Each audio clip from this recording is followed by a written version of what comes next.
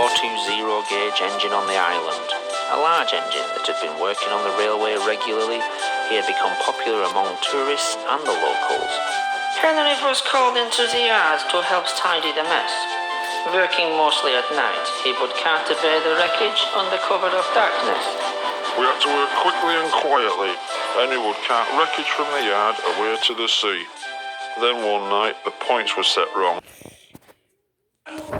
Henry had inadvertently been sent to shed number 17, where Thomas had been biofused into a tank engine and had subsequently been declared out of bounds. It was dark, and these sheds all looked the same.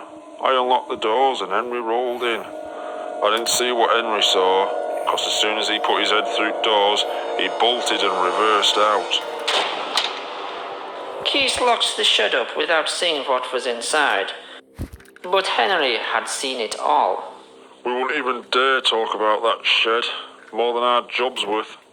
But Henry had decided to speak up and confront Sir Topham Hatt. That night, he arrived at the railway controller's office.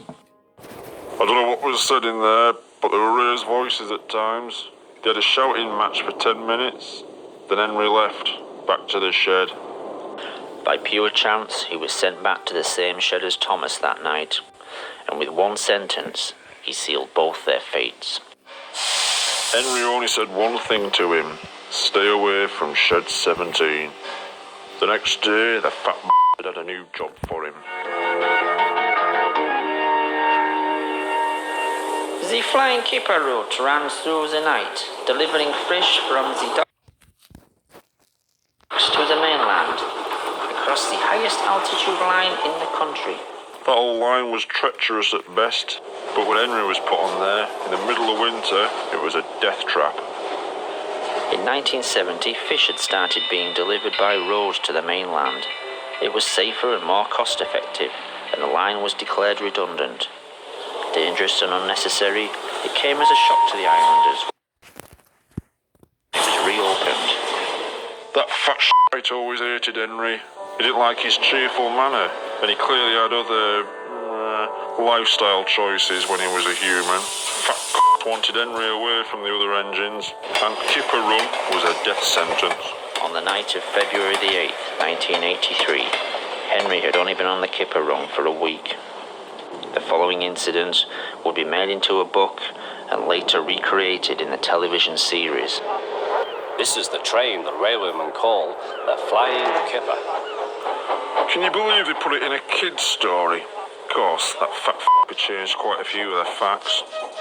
They couldn't know the points from the main line to a siding were frozen, and the home signal should have been set at danger, but snow had forced it down.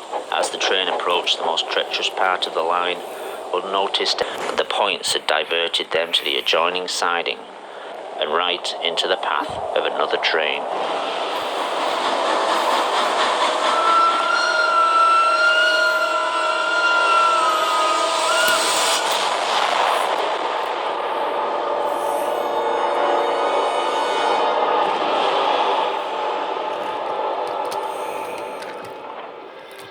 Henry's driver and fireman had jumped clear before the crash. In fact, Al and Barry died from their injuries. Slowly, in snow, the poor bastards. By midday, the recovery operation was underway, and Sir Topham Hatt had arrived. Cheer up, Henry, it wasn't your fault. Ice and snow caused the accident. These images from a train spotter's camera were taken the evening before and were successfully covered up by the Sodor Railway Board for 10 years. There was a railway spike in points, blocking them. Of course, that had disappeared by the time we got there. I'm sending you to Crewe, a fine place for sick engines. Crew, we all knew what that meant. They'll give you a new shape and a larger firebox. Crewe was, at the time, one of only 2 scrap metal yards in the UK capable of handling and recycling organic material as well as engine parts. You'll feel a different engine and won't need special coal anymore. With those few words, he'd sentence Henry to death. Won't that be nice? Yes, sir, said Henry doubtfully. Everyone knew he wouldn't see him again, and everything was sewn up nice and neat for that fat